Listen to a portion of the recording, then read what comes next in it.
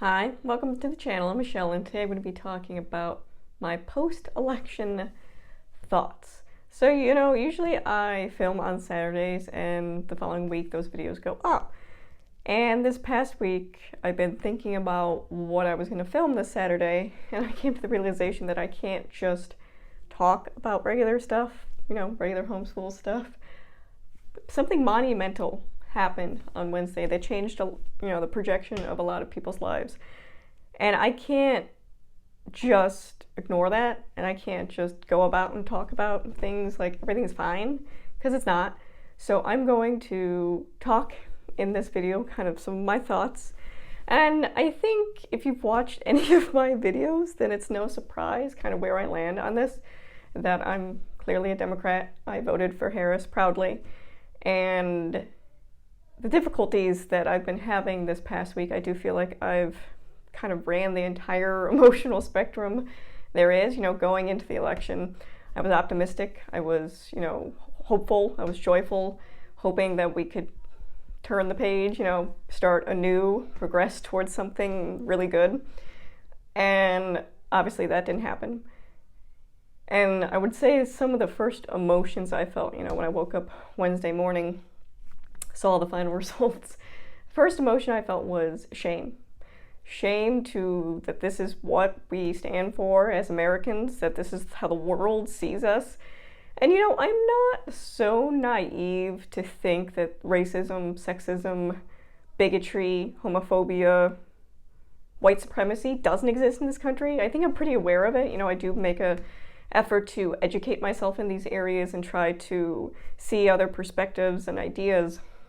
But to see it laid out on a map of the United States, to pull up that election map and see just how much hatred is across this country is really difficult. It's very concerning, for one, obviously, but it's disheartening. And I think a lot of people that, feel this way are shocked and in awe, and how could this happen? And it's just, for me, seeing that much negativity on a map, it hurts. And it's interesting because I think, the day after the election, or the official, announcement that Trump won, a lot of these right-wing news organizations were happy, obviously, but making fun of liberals for crying and, showing pictures of people crying at Harris's speech. And I think they're missing the point that we're not crying because our candidate lost. We're crying because we see what's coming. We see the suffering of particular individuals. Don't get me wrong, I think we'll all have, a certain amount of suffering. But very at-risk groups are going to suffer the most. And it's not fair. And it's not right. And I think that's why we get so emotional, because we have the empathy and understanding and concern for our fellow neighbors. And half this country voted against that. Half this country voted to strip their neighbors, their friends, their families, people around them of rights. And that's truly sad. And like I said, I felt the range of emotions yesterday. I was very, very angry. So I think it's important that we do process these emotions, that we don't ignore them, that we surround ourselves with people, because I do think one of the first things you feel is you're alone in this, that, how can something that was so obvious, so many people get wrong? It's not about policies. It's not about me, this isn't a random about me being bitter that my candidate won. This is about basic human rights, which shouldn't be so difficult to get across to people. But I do think that we were open to a lot of ignorance in this. That, again, I was aware that this existed, but, seeing a geographical map of it is hard. But I think when we lean into things that, what does it say about our education, what we're providing for people, that they can't make a simple decision like this, that they're so swayed by misinformation or social media that they can't critically think, and I think that's something that's fundamentally missing in our education. And this definitely applies to homeschooling as well. I'm not just talking about public education, but I've seen the trend of this in homeschooling, and I'm sure there's a lot of homeschoolers that were really pleased with the outcome of this election because they think it's the right direction, that more freedom, all this. But I see the harm in it. I see the harm in moving away from science, of moving away from fact-based information, moving away from credible resources, moving away from teaching honest history, and those people affected in that history. You're going to only further that ignorance. You know, it's not a surprise that Republicans aim towards education and why they plan on, attacking it in this next 4 years, because with knowledge comes power. And, throughout history, we've seen that. We've seen those in power trying to keep those away from, being able to read and write and share information. Because if you're able to do that, you learn, you understand, you form empathy for other human beings and different groups of people that are not necessarily in your specific group. So if you take that away, it's a lot easier to manipulate ignorant people, which is exactly what happened here. You may be proud to be a Trump supporter and you won, but you were manipulated. Your ignorance was used against you. And I think that's something that we need to address in education, but also in homeschooling. We need to be teaching critical thinking. We need to be teaching real history that tells different points of view. And that's not the mainstream of what you see in a lot of curriculum. And, I don't think a lot of people on this platform are going to come on here and talk about it, because at the end of the day, it's more about subscribers and the amount of money you make, or if you're going to get, sponsorships. And that's wrong. I feel like this platform needs to be more than just a money-making machine. That people need to be honest and share things like this. Not, people will shove cameras in their kids' faces and they'll share every bit of their life, but anything of real value, apparently it's not popular, which again kind of goes towards this election. But like I was saying, the mainstream, the science, a lot of that is not fact-based. A lot of what I'm seeing in homeschooling, at least in the online atmosphere, is people not looking at where this stuff is coming from, if it's a credible resource, especially as adults. As we can clearly see, there's a lot of adults out there that can't think for themselves, that don't know critical thinking. Do you really think they're teaching that to their kids? And there's a difference between logic and critical thinking. I do think those are often confused, especially in the homeschooling community. But being able to look at a document and see the bias in it, but also see the bias you have going into that document, and how that lens frames how you interpret this, and what voices are in this, what was the purpose of it writing, what voices are missing from it. I feel like if we could critical think, we wouldn't be in this situation. So I feel like that is becoming the normalcy in homeschooling as well, so I can see why a lot of people are probably pleased with that situation, but it's not where we should be pointing. We should be going away from fact and science and just believing, any random person that can hit play on or record on a camera, as in there's some crazy credible witness. I've seen this, that it's become the normalcy to constantly drop things or try new things, or that 20-minute unit study that some blogger put together has the same credibility as someone who has, a PhD in science. No, you guys, we got to do better. We have to do better. And I see this within the homeschooling community, this turn towards it, and it bothers me. And it's one of the reasons I make the videos I do, because I'm not that homeschooler, and I'm sure there's others that aren't like that too, that there's this almost shift from anti-intellectual, that experts don't matter, which again is the direction this country is going, and it's not a good way to go. It's not really.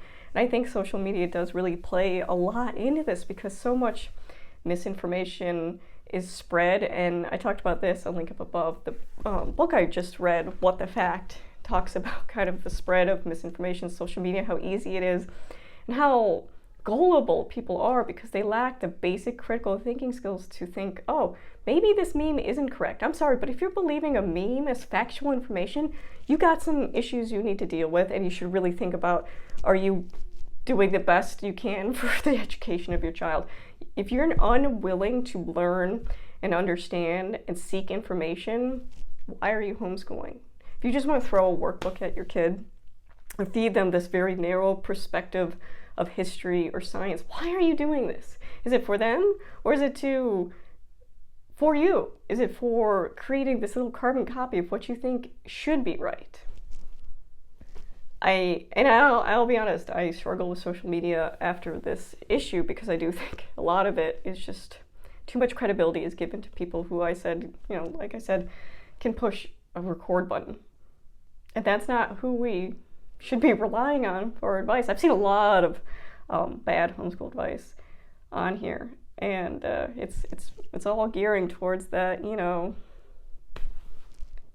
anti-science, anti-history, anti-thinking, and it's gonna get us in a lot of trouble in the future, I think. So I would, as a homeschooler, really look into those areas about real history, the resources you're using, all the things I've been talking about for a while. And I do struggle with social media that, after this, I really wanted to chuck it all. I wanted to stop using Facebook because I don't want to support that organization. I want to not use YouTube because I think so much of it attributes to misinformation and really bad advice that unfortunately people are taking and it's not beneficial. But I'm also realistic that I use my Facebook platform mainly for my co-op. It's how we communicate, so I can't walk away from it. I'm not going to walk away from this group. Same thing with YouTube. It's hard, especially when you're daily faced with the negativity and the ignorance that exists, and you get mean comments for pushing against those ideas on a daily basis. But I see the benefit in it that, we gotta talk about these things. We gotta talk about real stuff, not just curriculum halls and, this was hard, so I stopped doing it or completely got rid of the subject in my homeschool. We gotta talk about those things. It's funny because those things aren't popular on social media platforms. Looking at the analytics, the, views of my different videos, and most of them talking about these things aren't widely viewed and aren't super popular, aren't making a lot of money because people don't want to be told to think, that they have to read, that they have to learn, that they have to respect and treat people with respect. Those aren't popular things. Clearly, half the population thinks that what's popular, it's easy to hate and be mean and think you're right in it. Those are very popular things right now, but we have to push against that. And I really implore social media content creators to really think about the stuff they're putting out there. So many times I've seen people talk about curriculum, they don't even know what they're talking about. We need to stop talking out our ass on this platform. If you don't know what you're talking about, don't talk about it. Stop sharing really bad advice. Just stop. You're not helping those. You're normalizing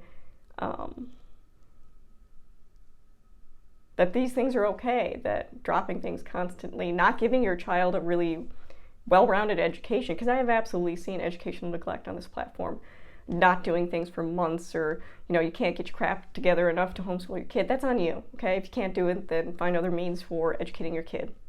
It's about them, not you.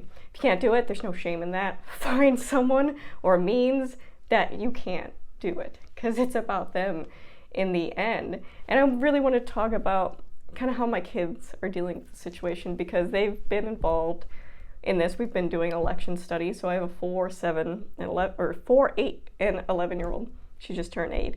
And like I said, this obviously aimed towards my 2 older kids, but my oldest 2 kids, we did the election study with Mint and Bloom the last few months. They've watched the debates, they've watched the rallies, they know the issues, they're informed, which apparently is a lot more than half this country. And, they watched at election night how things were going. And around 10 o'clock, I told them, guys, it's pretty late. You should probably go to bed, because I was starting to feel that this wasn't going to go a really good way.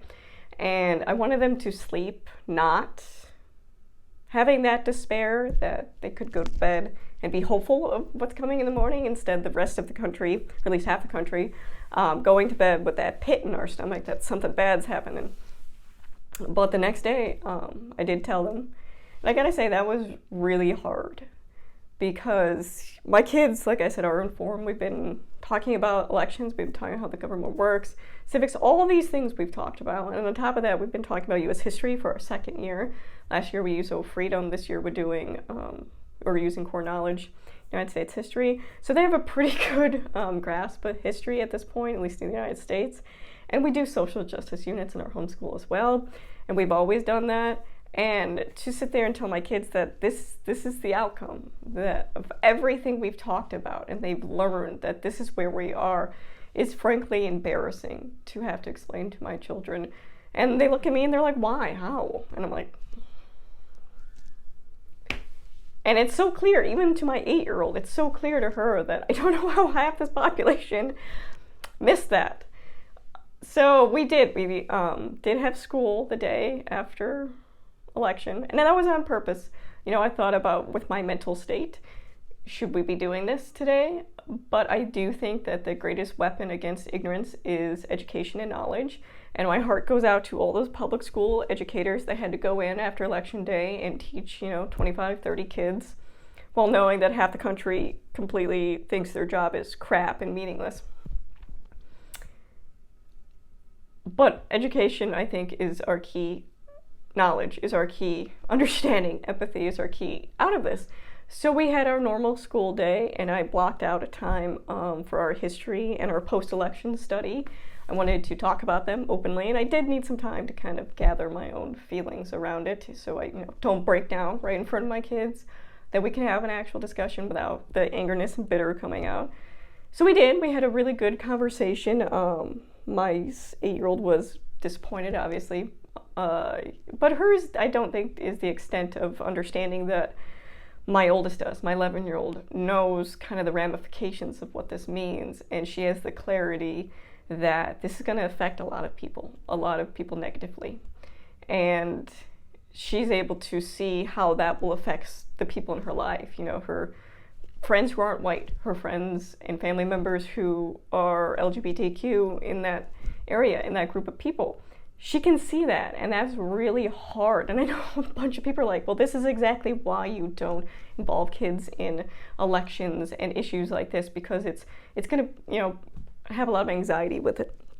And you're right, it is going to create some anxiety, but it's also going to create informed citizens that care and empathize with their fellow human beings instead of what we have here, where half the country doesn't give a crap, or is willing to sell, people's rights for lower prices on groceries, which is ridiculous.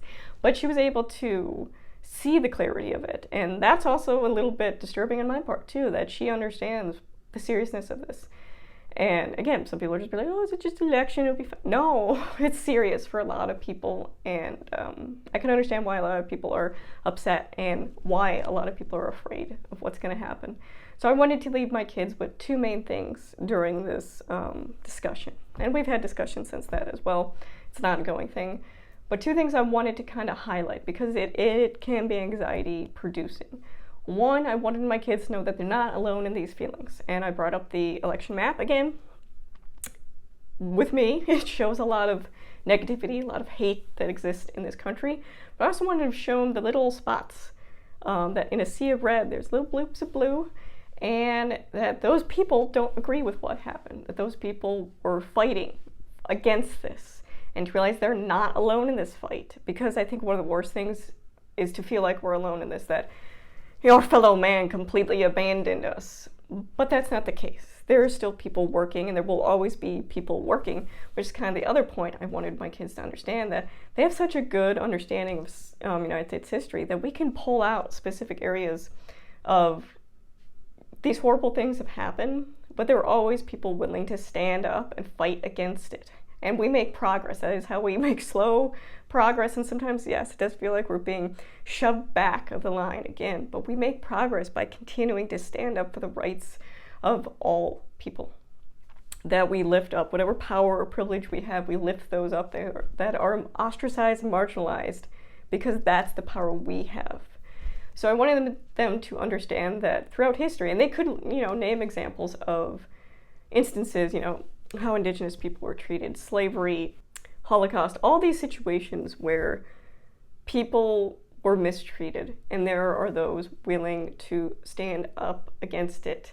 And even if it's a handful of people, it's still something. It's still hope. And that's kind of the other thing I wanted to leave them with, that this hopeful message. And it's really hard. I won't lie. It's extremely hard to be hopeful. And like I said, I was super angry yesterday and I didn't want to hear about hope. And it's okay to have those moments, because I think this is going to be a roller coaster of emotions where it hits you in different waves. It's okay to be angry about it. It's okay that you're not happy with the outcome and how it's going to affect different people, but not to let that anger and bitterness turn you into what they are. And that is people who spread hate and lies. So I wanted them to focus that no matter what happens to a person, an individual, the one thing that can never really be taken away is hope. And again, we've talked about this in history. You know, indigenous people, they were pretty much, their entire culture was eradicated by white people. It's funny how all these situations I'm talking about came at the hands of white privileged people. Shocker there. But my kids can see the pattern. They can see the commonalities of these situations. But again, that's what happens when you provide education to your children from multiple perspectives, not just this is the way it is. They have a really good understanding, and they can even see at 8 and 11 the same mistakes we're repeating, just at a higher level now. And they can see, well, like, why didn't we learn from that? Because a lot of people aren't being taught that. And that's really crucial in homeschooling, because you do have full control over what you teach. And that can be a good thing.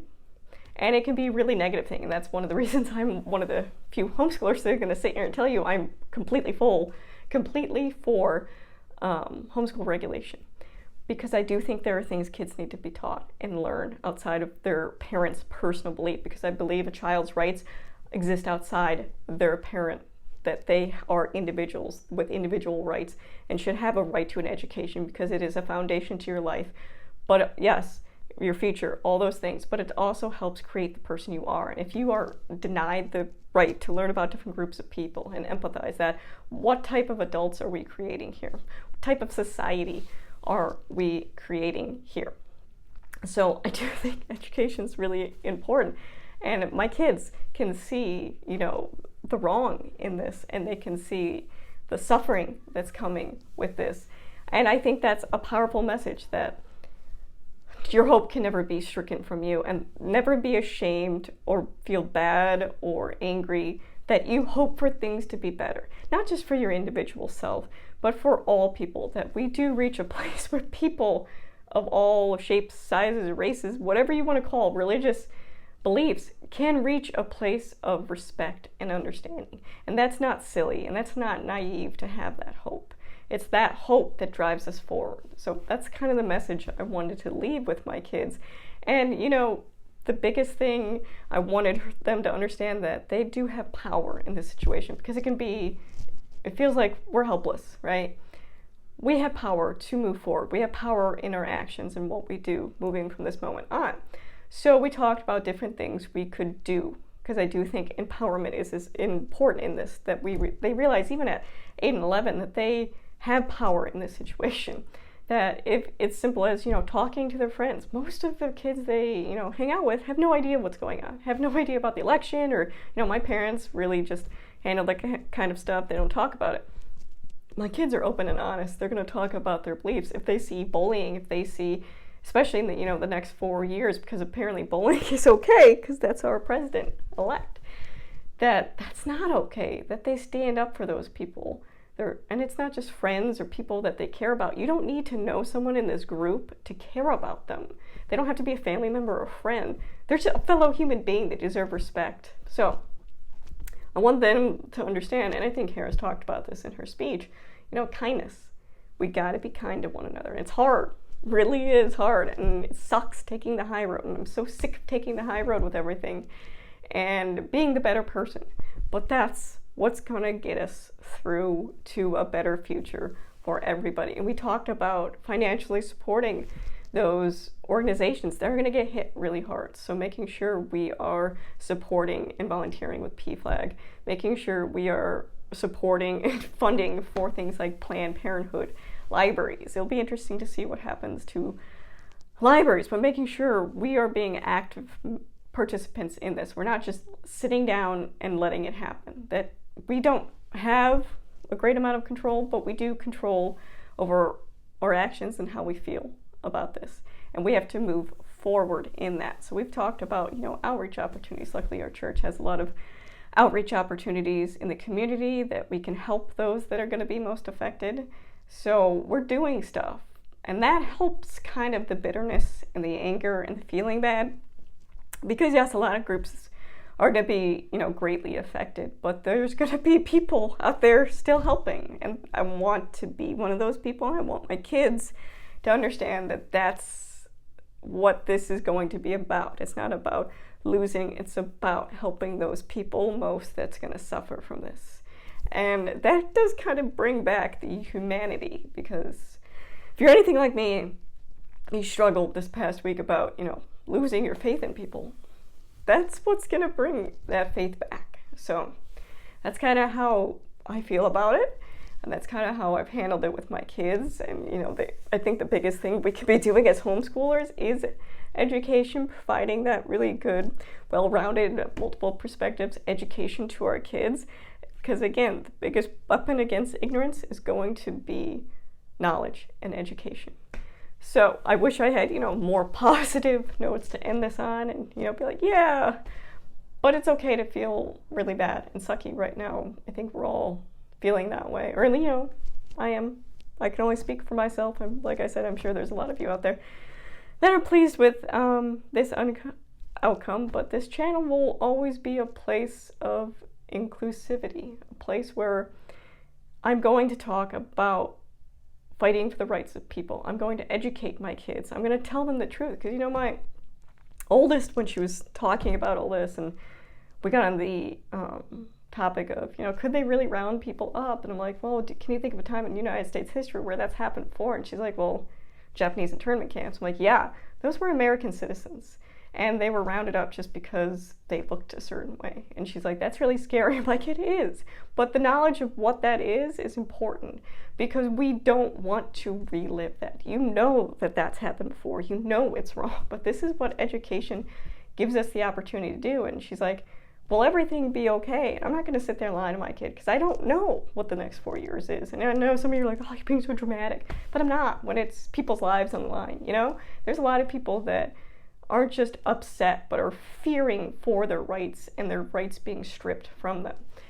That's serious. That isn't something to laugh about. So I'm not going to sit there and tell her it's all right. I'm going to say we're going to do everything we can in our power to help those people who are hurt the most, victimized in this, because they don't deserve it. Half the country didn't want this, and we're going to continue to fight against it, because it's when we lay down, stop fighting, stop learning, stop educating, stop empathizing, that's when they really win. That's when everything is gone. So I'd rather focus my energy on that, of educating my kids, providing them with opportunities to learn and empathize with other groups of people. That's something I can do. That is a contribution I can make. So I will gladly keep making that. I will gladly keep sharing videos about that. And I'm not naive to think that my subscriber count will plummet after this video, because I don't think a lot of YouTubers are going to come on here, the homeschooling community, talking about their thoughts on this. I don't think a lot of them want that. But again, not here for subscribers, likes. Don't care if you don't like my channel. Don't care if you like me. I'm going to be here. And I'm going to continue to use the funds for this channel to promote those organizations that are going to be hit the most. I'm going to be spending any ad revenue and putting it towards charitable organizations that are going to need it. They're going to need support. They're going to need help. And that's something I can do. That's a way I can make a difference, by talking about these things, about turning them into action as well. So I implore you that if you're struggling, struggle. Have those angry moments, have all those emotions. But when you're ready, yes, it's time to do some work. And this is what I'm doing, and I will continue to do, and I will continue to share. So if you made it to the end, I appreciate you watching, and my heart goes out to you if you are one of those people that is suffering right now. I literally get it. I literally get it. And if you're not one of those people, I implore you to really think about what's going to happen, because I think no matter how you voted, it's going to come back and bite us all in the ass. So we're all going to be in a boat together, whether you like it or not. So, thank you for watching.